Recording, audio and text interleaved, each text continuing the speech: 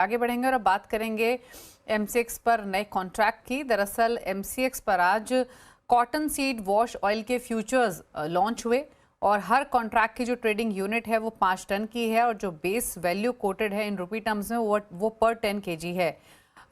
किस तरीके का आज का रिस्पॉन्स रहा है, क्या एक्सपेक्टेशंस हैं, क्या स्ट्रैटेजी रही, सिनर्जी रही इस कॉन्ट्रैक्ट को लॉन्च करने के पीछे, इस पर करते हैं बातचीत। एमसीएक्स के हेड एग्री बिजनेस अभिषेक गोवलकर हमारे साथ मौजूद हैं। अभिषेक जी नमस्कार, स्वागत है आपका। एक चीज़ और बता दें व्यूअर्स को कि जो मार्जिन रिक्वायरमेंट है इस कॉन्ट्रैक्ट में एंटर करने के लिए वो अप्रोक्सीमेटली 12% के आसपास है, यानी पार्टिसिपेंट्स को एक अफोर्डेबल एक्सेस मिलेगा हेजिंग के लिए।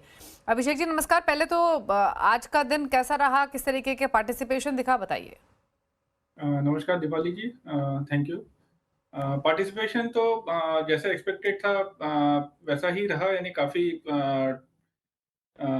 जो क्रशर्स हैं, क्रशर्स के अलावा बाकी जो हमारे मेंबर्स हैं, क्लाइंट्स हैं, काफ़ी लोगों ने इसमें पार्टिसिपेट किया है। अभी एज़ ऑफ नाउ क्योंकि डे 1 है, पार्टिसिपेशन धीरे-धीरे ग्रो हो रहा है। वैसे भी यानी कोई भी नया वायदा जब लॉन्च होता है तो ग्रेजुअली उसमें कम्युनिटी पार्टिसिपेशन देखने को मिलता है, क्योंकि जैसे-जैसे ओपन इंटरेस्ट और जैसे-जैसे उसमें डेप्थ बढ़ती है, वैसे-वैसे नए-नए लोग उसमें जुड़ते जाते हैं। बट डे 1 के हिसाब से वी आर सैटिस्फाइड, ओवरऑल जो ट्रेडिंग वॉल्यूम और जो ओपन इंटरेस्ट बिल्टअप दिख रहा है उस हिसाब से। बिल्कुल, विद विद टाइम जो भी फ्यूचर लॉन्च होता है वो मैच्योर होता है। अच्छा, एक चीज़ और आपसे पूछना चाहेंगे यहाँ पर, क्योंकि ये कॉन्ट्रैक्ट ऑलरेडी एनसीडीएक्स पर भी अवेलेबल है, तो आप अपने प्लेटफॉर्म पर लेकर आए हैं, क्या स्ट्रैटेजी, क्या परसेप्शन रहा इसको लॉन्च करने के पीछे? पहले तो ये बताइए। जब 2021 में जैसे सीपीओ और सोया ऑयल जो 2 सबसे बड़े एडिबल ऑयल के कॉन्ट्रैक्ट्स हैं जो गवर्नमेंट ने किसी कारणवश सस्पेंड किए थे। उसके बाद मार्केट में कोई भी खाद्य तेल का वायदा न होने की वजह से काफ़ी बड़े लेवल पे जो मार्केट के पार्टिसिपेंट थे या वैल्यू चेन प्लेयर्स थे, उनको एक प्राइस रेस या प्राइस वॉलेटिलिटी देखने को मिल रही थी, जिसकी वजह से एक कांस्टेंट फीडबैक हमें मिल रहा था कि एक नए कॉन्ट्रैक्ट्स या कुछ नए हेजिंग टूल्स इंडस्ट्री के लिए हम अगर दे पाएँ तो वो बेहतर रहेगा। तो उसी लिहाज में हमने काफ़ी इसके ऊपर रिसर्च करके और काफ़ी चीज़ों का जानकारी लेके हमने कॉटन वॉश का कॉन्ट्रैक्ट लॉन्च किया है। हमारे एक्सचेंज के ऊपर कॉटन का ऑलरेडी जो रुई का कॉन्ट्रैक्ट है यानी कॉटन कैंडी का, वो एक अच्छा सक्सेसफुल कॉन्ट्रैक्ट रहा है। उसी इसमें यानी कॉटन बास्केट को और मजबूत देने के लिए हमने कॉटन सीड वॉश ऑयल को चुना और उसी हिसाब से हमने कॉटन सीड वॉश ऑयल आज लॉन्च किया है। तो यानी जैसे आपने खुद मेंशन किया कि अगर हम पूरी ही कॉटन सीड ऑयल इंडस्ट्री की बात करें तो अगर पिछले कुछ सालों की ही ट्रेंड्स देखें तो काफ़ी वॉल्टिलिटी यहाँ पर रही है, प्राइस वॉल्टिलिटी रही है, फ्लक्चुएटिंग मार्केट डायनामिक्स रहे हैं, रॉ मटेरियल अवेलेबिलिटी हो या अनप्रिडिक्टेबल इंटरनेशनल ट्रेंड्स हो।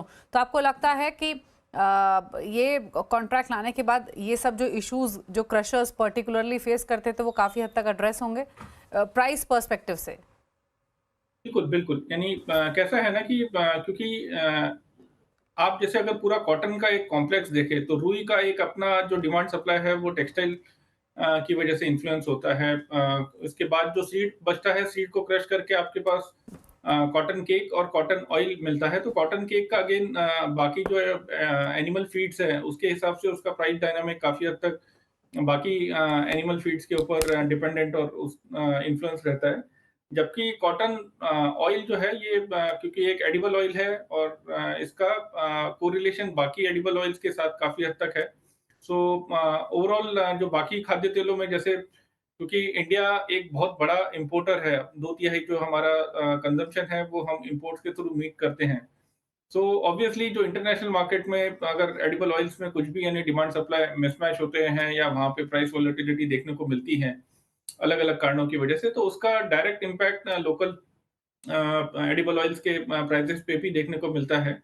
और यही सब जो वोलेटिलिटी है या इंड्यूस्ड वोलेटिलिटी है एक्सटर्नल और इंटरनल फैक्टर्स की वजह से, उसकी वजह से बहुत सब्सटैंशियल रिस्क था जो कॉटन के क्रशर्स थे, क्योंकि एक तो कॉटन क्रशर्स वैसे भी यानी बाकी जो जैसे अगर सोयाबीन की बात करें या आपके पाम वगैरह की बात करें, इसमें तो काफ़ी ऑर्गेनाइज़्ड और काफ़ी बड़े लेवल के क्रशर्स इंडिया में अवेलेबल है। But cotton is still medium और स्मॉल स्केल इंडस्ट्री में ही आता है और मोस्टली जो कॉटन क्रशर्स है वो एक छोटी क्रशिंग यूनिट्स चलाते हैं और नंबर ऑफ प्लेयर्स भी इसमें काफ़ी ज़्यादा है as compare to any other edible oils. तो उस हिसाब से जो जोखिम था प्राइस रिस्क का वो काफ़ी हद तक बड़े ज्योग्राफिक लेवल पे भी स्प्रेड आउट था और काफ़ी नंबर ऑफ पार्टिसिपेंट में भी वाइडली स्प्रेड था। सो उसी को मद्देनज़र देखते हुए हमें लगा कि यानी cotton seed wash oil will be a more suitable जो मार्केट की रिक्वायरमेंट को ज़्यादा अच्छी तरह से मीट कर पाएगा। ओके। आगे कुछ और एग्री कॉन्ट्रैक्ट्स पाइपलाइन में हैं क्या? हाँ, डेफ़िनेटली काफ़ी नए कॉन्ट्रैक्ट्स के ऊपर अभी काम चल रहा है। एज़ एंड व्हेन जैसे हमारा उसके ऊपर काम पूरा होगा, definitely we will come back to the market और उसके बारे में मार्केट को अवगत करेंगे। ओके, बिल्कुल। थैंक यू अभिषेक जी आने के लिए सीएनबीसी आवाज़ पर और इस कॉन्ट्रैक्ट पर बातचीत करने के लिए शुक्रिया। एक ब्रेक के लिए रुक रहे हैं और लौटेंगे तो फोकस करेंगे स्ट्रैटेजीज पर। जल्द वापस आते हैं।